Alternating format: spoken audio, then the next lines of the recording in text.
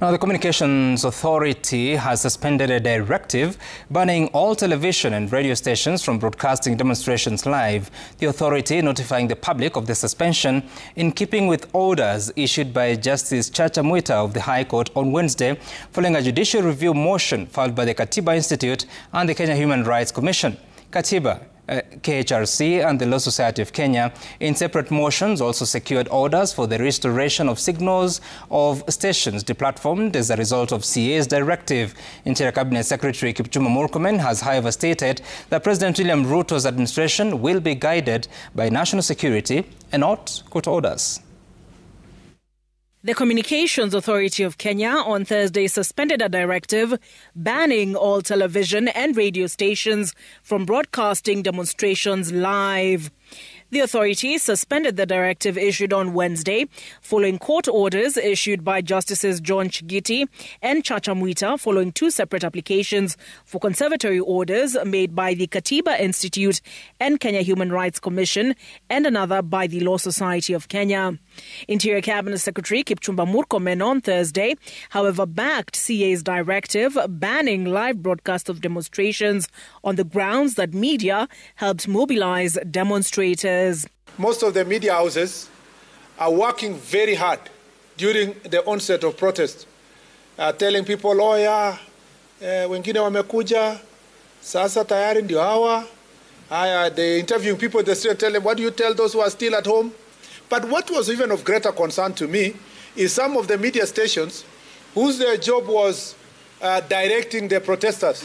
And they are saying, oh, now they are in Thika Road. As soon as they converge with the ones in Kiambu Road, the possibility is that they will pass through Museum and State House will be very near.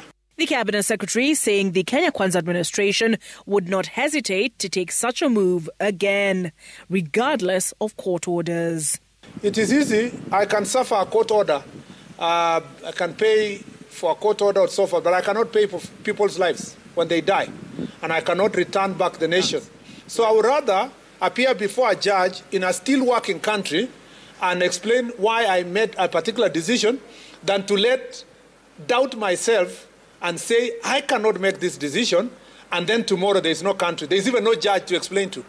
The Cabinet Secretary questioning the ability of the Media Council of Kenya to oversight the press. This is really of great concern to me, that the media houses were expected to have self-regulation.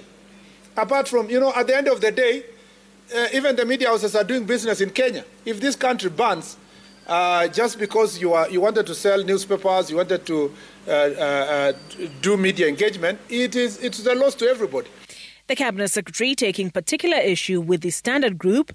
That is really very irresponsible journalism. Of course, the gentleman from Standard knows that Standard now has stopped being a newspaper. The headlines for the last 2 months or 3 months have always been about security and insulting people. And Kenyans working for international media houses.